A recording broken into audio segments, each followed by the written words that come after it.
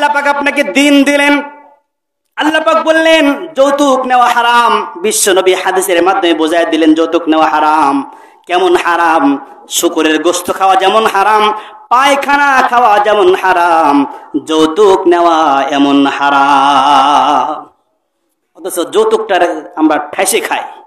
কেউ কেউ আছে যখন বিবাহ করতে যায় তখন ওই ছেলের যে বাপ থাকে, এই বাপ তো মনে করেন মেয়ে দেখতে গিয়ে বলে, ভাই দিন তো ঠিকঠাকই হয়ে গেল, তো এবার একটু আসল কথায় আসা যাক। কিরে আসল কথা মানে? বিবাহ শাদী এটাই তো আসল ব্যাপার, ঠিক না? বলছে এবার তাহলে আসল ব্যাপারে আসা যাক। বলে আসল ব্যাপার কি ব্যাপার ভাই? বলছে দেখো ভাই, তোমার মেয়ে তো আমার বাড়িতে যাবে, তোমার মেয়েরই তো একটা ফ্রিজ লাগবে, মাছ নিয়ে আসবো, দেখা যাবে যে ফ্রিজ থাকবে না, ওই রাত্রে কত কষ্ট করে জাল টাল দিয়ে রাখতে হবে, ফ্রিজ থাকলো যেটুকু লাগবে রান্না করলো, বাকিটুকু ফ্রিজে রেখে দিল, ফ্রিজটা তোমার মেয়ের জন্যই লাগবে।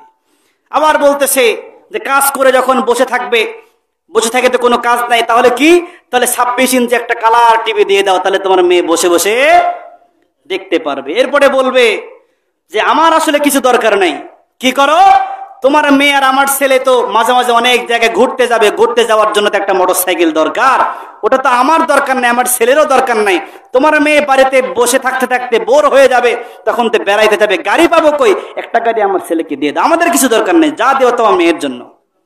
এরকম বাটপার আছে না নাই? যারা খায় এরকম করছেন আল্লাহর কাছে তওবা করেন, আর যা কিছু নিতেন সবকিছু ফেরাই দেন তাড়াতাড়ি। বিয়ে বাড়িতে গান বাজে কি বাজে না? আরো আস্তে কোন বাজে কি বাজে না?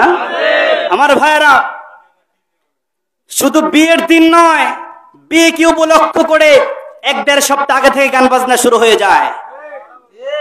ভাই এই যে গান বাজনা করলেন, গান বাজনার মাধ্যমে বউ নিয়ে আসলেন, আপনি কি মনে করছেন আপনার সংসারে শান্তি হবে?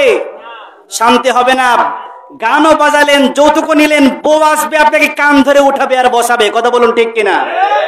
2 দিন পরে দেখবেন আবার সারাসারি হয়ে গেছে, দুজন আলাদা আলাদা, সংসারে শান্তি নাই, সুখ নাই। কেন?